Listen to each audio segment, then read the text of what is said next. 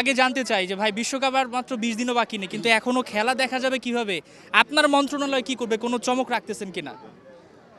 প্রথমত হচ্ছে যে বাংলাদেশের ফুটবল এতটাই জনপ্রিয় যে যখনই বিশ্বকাপ ফুটবল হোক বা যে কোনো স্পোর্টস হোক বা যে কোনো খেলাধুলায় হোক না কেন, আমার বাংলাদেশের সকল ক্রীড়াবান্ধব মানুষ তারা সবাই খেলাধুলাকে ভালোবাসে। সো বিশ্বকাপ ফুটবল যেহেতু আমাদের দরজায় করা নাড়ছে, তো সেই ক্ষেত্রে আমার কাছে মনে হয় যে বাংলাদেশের প্রেক্ষাপটে ব্রাজিল এবং আর্জেন্টিনার যারা সাপোর্টার ইতিমধ্যে তাদের বাকযুদ্ধ শুরু হয়ে গেছে।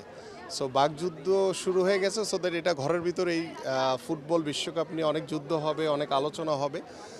সো আমরা চেষ্টা করছি যে আমাদের তথ্য মন্ত্রণালয়ের যে এই বিষয়টি নিয়ে ইতিমধ্যে একটি কথাবার্তা চলছে, এখন এটা ফাইনালাইজ হয়নি আমি যতটুকু পর্যন্ত জানি।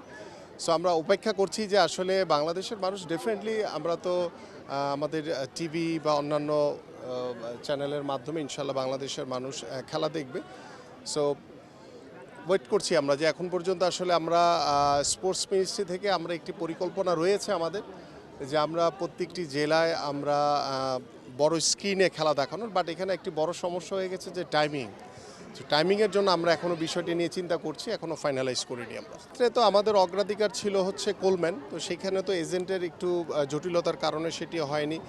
পরবর্তীতে যে বিষয়টি, সেই বিষয়টি টোটালি বাফুফের সভাপতি অন্যান্য যে দুইজনের যে কোচ রয়েছে আমাদের সেকেন্ড এবং থার্ড যারা কোচ ছিল তাদের সাথে কথা বলি এবং আমাদের ফেডারেশনের যারা কর্মকর্তা রয়েছে তাদের সাথে কথা বলি, পরে ফাইনালি করা হয়েছে যেহেতু আমাদের আগামী 2 বছরে আমাদের যে 16টি অলমোস্ট খেলা রয়েছে, এর ভিতরে গুরুত্বপূর্ণ যে ইস্যুটি রয়েছে সেটা হচ্ছে সাব ফুটবল। তো আমরা ইতিমধ্যে যে কোচটি এসছে তার বিষয়ে ইতিমধ্যে বলা হয়েছে যে আমরা মানে অন টেস্ট আমরা সামনের যে খেলাটা রয়েছে সেটাকে আমরা দেখব, তারপরে আমরা ফাইনালি গিয়ে হয়তোবা বাংলাদেশ ফুটবল ফেডারেশন তার সাথে আনুষ্ঠানিকভাবে চুক্তি করবে। আমরা সেভাবেই আমি বাফুফের সভাপতিকে বলেছি যে আমরা সান মেরিনের সাথে যে খেলাটি হবে সেটি একটি টেস্ট আকারেই আমরা দেখতে চাই, যে ওটি দেখার পরে তারপরে আমরা তার বিষয়ে আমরা ফাইনাল সিদ্ধান্ত নিব। আমার সাথে বাফুফের সভাপতি যে বিষয়টি নিয়ে কথা হয়েছে সেটুকু পর্যন্ত আমি আপনাদেরকে অবগত করেছি। আমাকে কোলম্যানের বিষয়ে আমার কাছ থেকে সার্বিক সহযোগিতা চেয়েছিল, তো সেটাতে আমি এগ্রিও করেছিলাম, বাট থমাস ডুলির যে বিষয়টি এসছে তার বিষয়ে আমার কাছ থেকে কোনো সহযোগিতা চায়নি বাফুফে। আমি একটি কথা বলি আপনাদেরকে, আসলে আমি তো বিং এ ফুটবলার, সো আমি অনেক কিছুই বুঝি, বাট অনেকের কথাই শুনি যারা হয়তোবা ফুটবল সম্পর্কে সেরকম হয়তোবা খুব বেশি ধারণা আছে বলে মনে হয় না।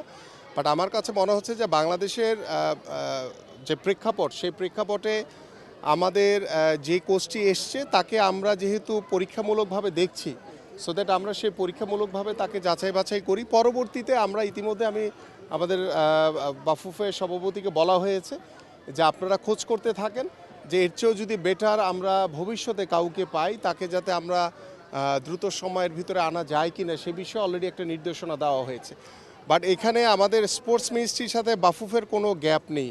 এটি একটি মহল হয়তো বা চেষ্টা করছে এটিকে একটি বিভেদ তৈরি করার জন্য, সো ইস্যু তৈরি করার জন্য। আমার কাছে মনে হয় না যেটাই হচ্ছে সেটা আমাদের সাথে আলোচনা করেই হচ্ছে। আমরা একটি বিষয় বলি, আমরা তো আসলে একটি কোচের যখন একটি আসে তখন আমরা হয়তো বা সবাই ন্যাচারালি ভাবি যে একটি কোচকে সময় দেওয়া উচিত, কিন্তু বাংলাদেশের প্রেক্ষাপটে আমরা আগামীতে যেই আমাদের খেলাগুলো রয়েছে সেই খেলাগুলোর বিচার বিশ্লেষণ করেই কিন্তু বাফুফে এই কোচকে নিয়ে এসছে, সো দ্যাট আমরা একটি ম্যাচ দেখলেই কিন্তু আসলে অনেক কিছু বুঝতে পারবো। সো দ্যাট আপনারা একটু অপেক্ষা করেন কি হয়, দেখি আমরা ইনশাল্লাহ।